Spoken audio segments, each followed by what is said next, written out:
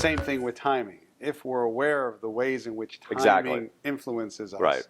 then that awareness can allow us to make more educated choices. Precisely. As to when to have this meeting, when to discuss this topic, etc. Let me give you an analogy from that. So let's talk about healthcare, because the time of day differences on healthcare are also terrifying.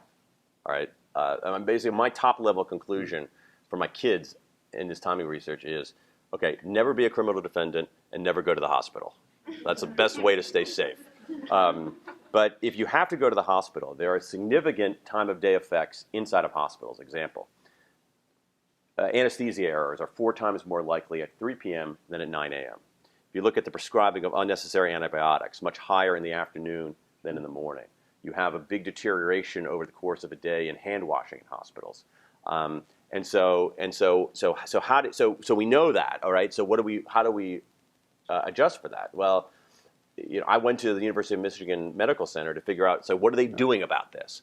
And essentially what they're doing is that they are systematically taking breaks, pauses in the course of their work to restore the vigilance.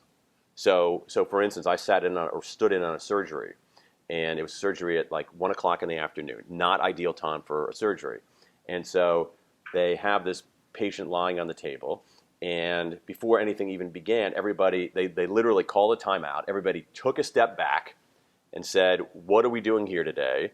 They went through the steps of everything. They made sure that everybody knew everybody else's name, rather than just plunging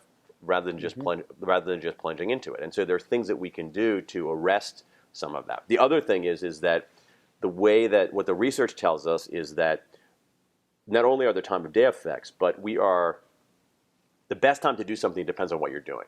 That not all cognitive tasks are created equal, and that there are different times of day where different levels of cognition are more powerful or weaker.